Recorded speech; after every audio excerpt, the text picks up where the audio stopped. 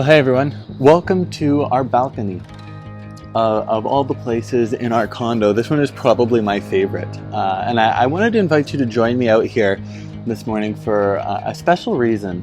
I love coming out here and just looking out over the city of Toronto, where our condo is. We have a really good view of a lot of the city, and you can even see a whole bunch of different buildings over here.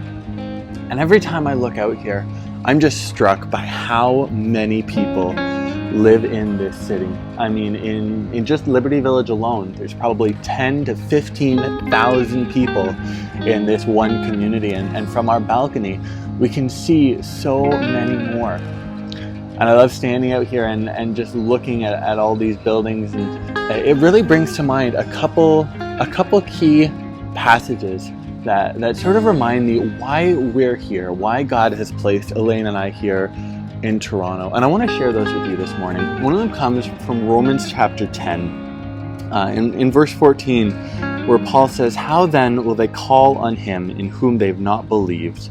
And how are they to believe in him of whom they have never heard? And how are they to hear without someone preaching? And how are they to preach unless they are sent?"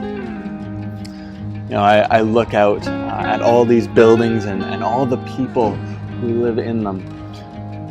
I see so many people who have never heard the gospel, so many people who need to hear the gospel. And really that's why God has called Elaine and I here to help preach the gospel to Toronto. And the other passage that comes to my mind is in 1 Corinthians chapter 2, where Paul says to the Corinthian church, "When I was among you, I resolved to know nothing except Jesus Christ and him crucified."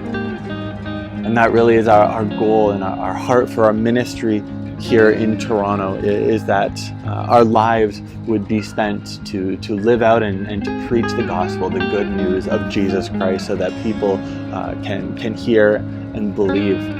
And our heart really is to see people come to know Christ here in this city. And that's why we're here. That is the purpose of our ministry here. And again, we are so thankful for all those of you who have been praying for us in this journey, and ask that you would continue to be praying for us. God has given us such a unique blessing and opportunity to be here, and we're so thankful for all those of you who are praying for us in the time that we are here. It means so much, and it makes our ministry here possible. Thanks for joining me this morning out here on our balcony as I share these thoughts with you, and we'll hope to see you back here in the Captain's Log another day soon. Bye, guys.